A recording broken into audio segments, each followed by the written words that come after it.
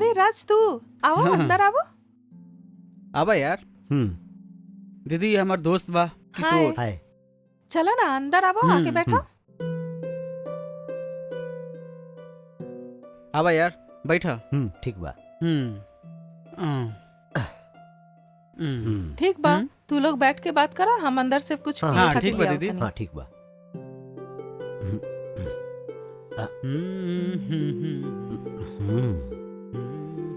ले ला राज। हाँ। तू अरे यार भी ले ला। ला। थैंक्स। दीदी हम्म फर्स्ट फ्लोर में एक ठो रूम खाली बा ना, और फिर हम ओकरा किराए पे दे वाला रही ना। हाँ एकर मकान मालिक एकर दूसर घर देखे खातिर बोल दे रहे। काहे ना हमनी के वो घर एकरा दे दी। आपके ठीक ठीक बना बा यार, तहार रही तो मर्जी। हमनी के भी हेल्प होई। ठीक बा राज। हमार सहेली स्वाति भी है ना, विदेश जातिया, हम ओकरा छोड़े खातिर जातनी। ठीक बा, तू घूम बस के एक आबा। घंटा, तुरंत में हम वापस ठीक आ बा। जाए। हाँ ठीक बा।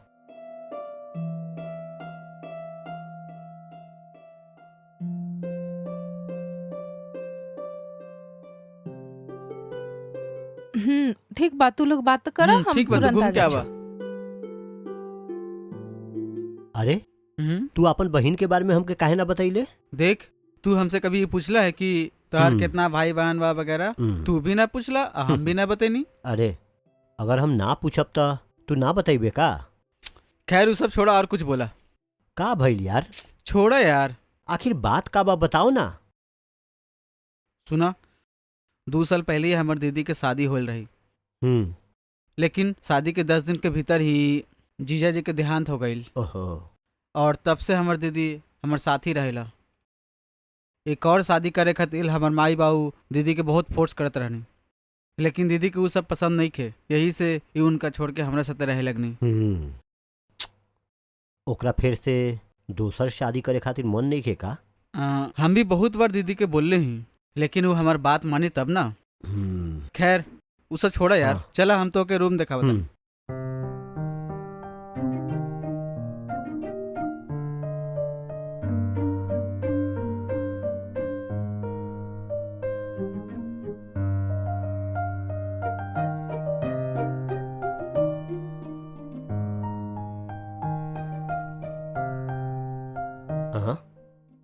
यही बा वो रूम जो हम तो के बोलले रही।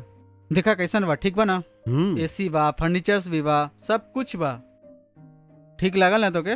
अच्छा बा, बहुत अच्छा बा। भाड़ा कितना लगी है? हे, एकरा अपन ही घर समझा ना।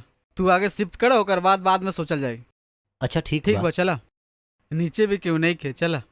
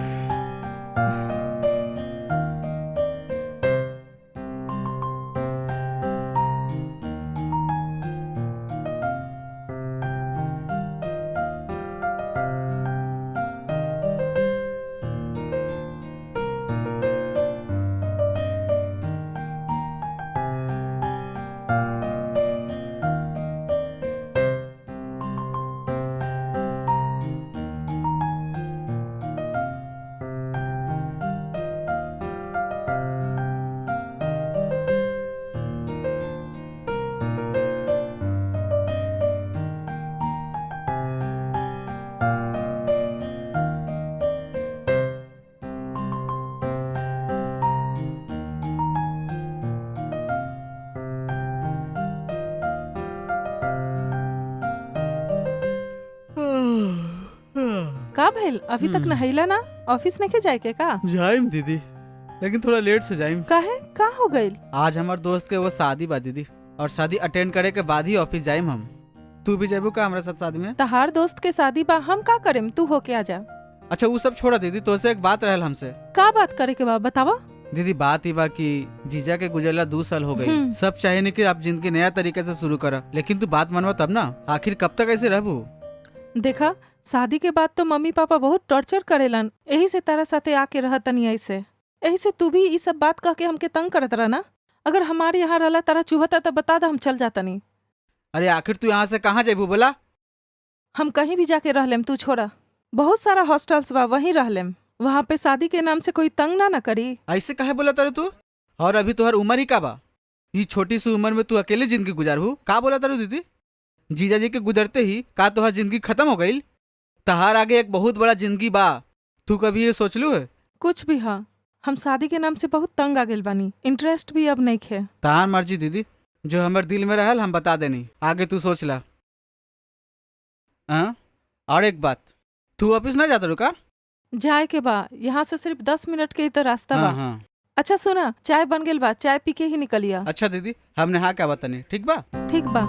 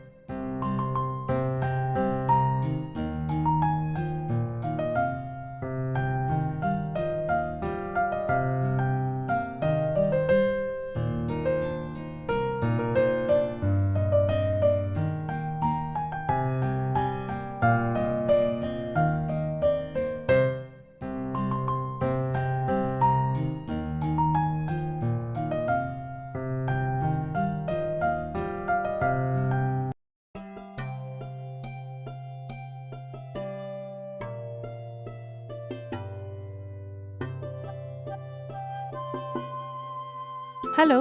का प्रीति कैसे बारू? अच्छा बारू मैम? हाँ मम्मी, हम ठीक बानी, तू कैसन बारू? हम ठीक बानी, छोटू कैसन बा? ओकर का बा मम्मी? वो बढ़िया बा।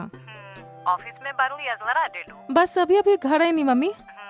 पीवा इट मैं यार स्टाइल रा बोलता नहीं लड़का अच्छा बा, देख सपेली का नया रिश्ता? कितना बार बताई मम्मी, तू वहाँ परेशान करत रहलू, यही से हम राज के घर में आके रहतनी। यहाँ पर भी तू चैन से रहे ना देबू। शादी में कोई दिलचस्पी नहीं के हमार, हमके हमार हाल पे छोड़ दा। हम खुश पानी, हमके टॉर्चर मत किया करा तू लोग। तू ऐसे ही बात करते रहा, तुम्हारा देवो भाई बा ओकर साबी ना होई का? ओकला नागी रिश्ता देतली लड़की बना का बुना पे जाले दू। सब लोग एना बारे में पूछता। अब तो छोटू के साथ रहबो तो लड़की बना कोई राजी नहीं के वक्त या फिर लड़की के साबे छोटू से दी। अब हम का करी तू ये बता लो? तहरा वजह से भाई की जिंदगी बर्बाद होता। तहे चुप बारू, कुछ तो वो खोम के बोला। फुरा कुरा बारे में सोचा, तहार जिंदगी तो बर्बाद हो लेन, ओकर जिंदगी भी बर्बाद कर दे बुका। अब जो दूसरा शादी करबो तभी पर भाई की जिंदगी भी सवर जाए। ना तो दोनों भाई बहन अकेले ये जीवन इसे तरह से दिपाइया। सोच के हम कैन संभव।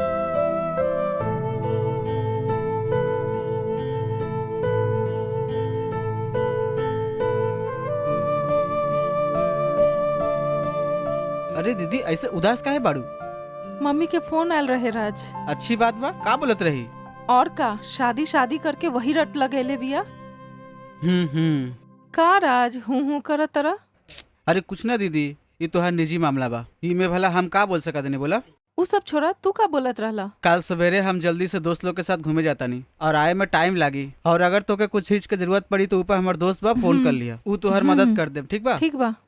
अच्छा, डिनर में का बनाओ जाता रू? पराठा बनाओ तनी। ठीक बा, तो हम फ्रेश हो का बतानी। ठीक बा।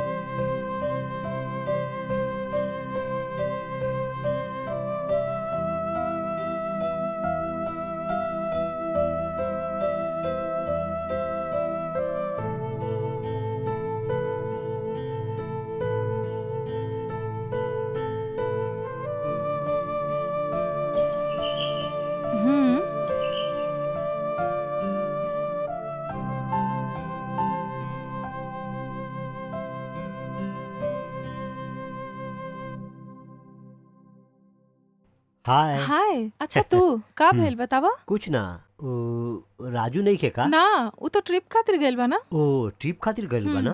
तू ना गइला का? ना, हम भी जाए वाला रही, लेकिन हमके यात्रा करे में असुविधा बा।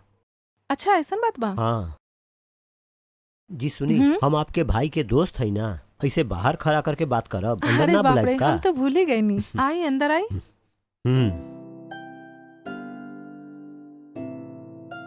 चली।